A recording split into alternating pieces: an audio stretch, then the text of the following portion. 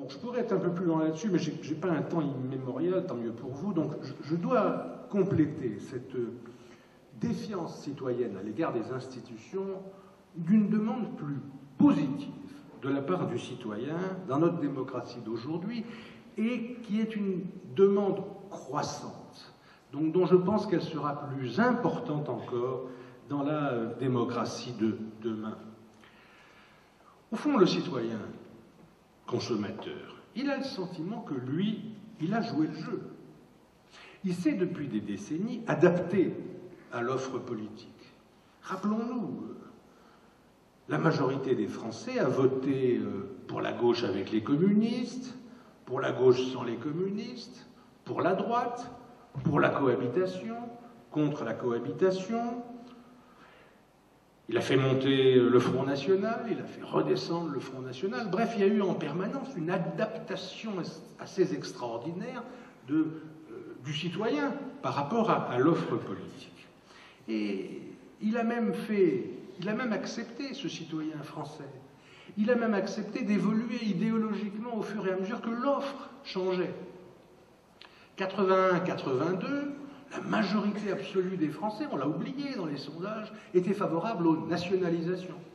Parce qu'ils pensaient que c'était la meilleure façon de répondre au problème numéro 1, qui était celui de l'emploi. Ils ont été déçus. Et du coup, en 85-86, la même majorité absolue de Français a été favorable aux privatisations, en pensant que ce serait la meilleure réponse, puisque l'autre n'avait pas marché, au problème de l'emploi. Donc, on a le sentiment, j'allais dire côté citoyen, qu'on s'est adapté, qu'on a changé, qu'on a joué le jeu, et avec chaque fois le sentiment que les promesses n'ont pas été tenues. On nous dit même de plus en plus chez les jeunes électeurs, la politique, c'est un jeu où on nous fait des promesses pour ne pas les tenir. On vient essayer de piper nos voix le temps d'une élection, mais on sait bien que c'est du pipeau, que c'est pour avoir nos voix et qui s'en fiche. Donc il y a là une espèce de situation assez terrible pour un fonctionnement démocratique, dans laquelle la promesse, j'en parlais tout à l'heure à propos du marketing, dans laquelle la promesse n'est plus crue, parce qu'on sait que la promesse n'est valable que le temps du choix électoral et n'engagera pas ceux qui l'ont faite pendant ce choix électoral. Donc il y a méfiance, défiance, et c'est le côté positif, envie de pouvoir dire son mot. Le citoyen d'aujourd'hui, plus que jamais dans ce pays, est un citoyen qui veut que son avis soit pris en compte pour les problèmes qui le concernent. Deux mots d'abord pour dire que c'est vrai au niveau de la démocratie locale. Les attentes citoyennes s'expriment de plus en plus fortement. Moi, pendant des années, j'ai eu du mal à convaincre les gens avec qui je travaillais, les maires des villes ou les candidats tête de liste de l'opposition, quand c'était avec l'opposition que je travaillais dans ces villes, de la peine à leur faire croire que réellement il y avait une demande de participation citoyenne, que les gens en avaient assez de ces décisions qui arrivent d'en haut et qui ne prennent pas en compte leurs désirs, leurs espoirs, leur volonté de construire des choses. Et écoutez, Kérol, vous revenez avec vos histoires, mais ça ne marche pas. Quand je fais des réunions, il n'y a personne, tout le monde s'en fout. Eh bien, c'est faux.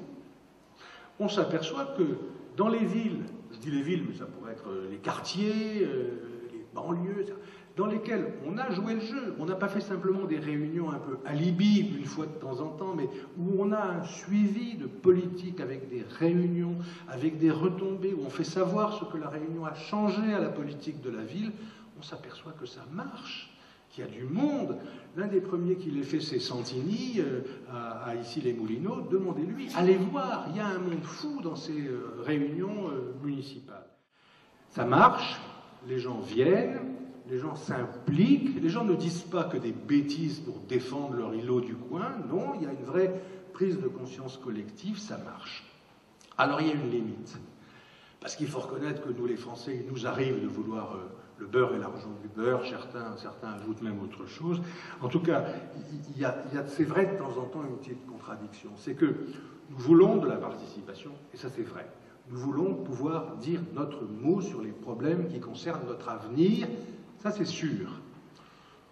Mais nous ne voulons pas avoir d'obligation à participer. J'allais dire que là aussi, on est un peu consommateur. Nous sommes consommateurs de participation. Je demande à la municipalité de prendre en compte mon avis. Je veux pouvoir dire si je préfère un terrain de basket ou une nouvelle bibliothèque municipale. Je veux être mis dans le coup. Je veux pouvoir influer sur cette décision. Si le maire fait là-dessus une réunion, j'irai. Ah, évidemment, si ce soir-là, il y a un match de foot sur TF1, peut-être que j'irai pas, et je me sentirai pas du tout coupable, parce que je préfère ça, quoi. Et donc il y a une espèce de tranquillité là du citoyen qu'il faut de temps en temps peut-être aussi, j'allais dire, nous les démocrates, humanistes, il faut peut-être un peu rappeler à l'ordre. On a droit de demander de la participation. Peut-être qu'on pourrait éduquer un petit peu, ça peut être aussi un rôle du mouvement associatif, habituer les gens à ce qu'il y ait aussi un devoir de participation dès l'instant qu'on est en effet mis devant des procédures démocratiques qui permettent d'exprimer cette participation. Je veux dire, nous sommes tous un peu responsables de l'apathie citoyenne et de ce décalage entre la demande de participation et la montée de l'abstention. Il y a là une espèce de paradoxe français dans lequel nous avons tous un rôle à jouer, à mon avis un rôle important. Si nous ne le faisons pas, il y a un risque de décalage croissant entre la société politique, dont tout le monde se désintéressera de plus en plus, et une société civile extrêmement active qui réglera ses problèmes en dehors du politique. Ça, je crois que c'est tourner le dos à une gestion démocratique de la société. C'est une des menaces qui pèsent sur notre pays. Regardez ce à quoi sont arrivés nos amis américains. Une démocratie locale beaucoup plus active que chez nous. Dans la plupart des communautés urbaines américaines, il y a de vrais débats avec les citoyens, avec le mouvement associatif, sur n'importe quoi, l'implantation d'une pompe à essence, la construction d'une nouvelle école. Les gens sont mis dans le coup. Et au niveau local, la démocratie, ça marche. Mais alors, l'intérêt des Américains pour ce qui se passe à Washington, de plus en plus faible. Vous savez qu'il n'y a pas 50% des Français qui vont participer à l'élection présidentielle, qui est l'élection phare. Et je crois que ça aussi, c'est un des dangers qui guette notre démocratie. Ne faire que du localisme, que de la participation et de la démocratie au niveau micro, et laisser au niveau macro l'indifférence générale et les partis professionnels s'en occuper. Je disais niveau local, niveau national aussi. Nous sommes dans un moment de notre histoire politique où les notions de base de la relation des citoyens au système ont changé. Ce qu'on appelait le civisme. Il y a encore 15 ans, quand on demandait aux citoyens français, dans une question ouverte, qu'est-ce que c'est pour vous être un bon citoyen? Qu'est-ce qui arrivait en tête? Eh bien, c'était aller voter. Le vote était l'acte par excellence de la citoyenneté. Ça n'arrive plus qu'en 9e ou 10e position.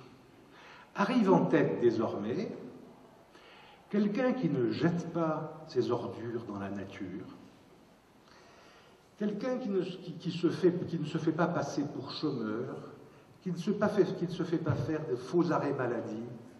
Bref, l'environnement et les règles du jeu du bien vivre ensemble sont devenus les critères importants du civisme ou de la citoyenneté, beaucoup plus que la participation institutionnelle aux mécanismes de la République. Et évidemment, plus nous avons sous les yeux le spectacle d'une République dans laquelle il y a ceux d'en bas qui sont sans arrêt face aux agissements de ceux d'en haut, où il y a cette vision de la politique comme un partage du gâteau entre ceux d'en haut, il est évident que de plus en plus, il y a le sentiment de devoir se rétracter par rapport à ces valeurs civiques traditionnelles qui ont été oubliées par les acteurs d'en haut, et au contraire aller vers les valeurs d'aujourd'hui, de la vie en commun, du code de vie en commun, que sont les règles portant sur l'environnement ou sur les règles du jeu social.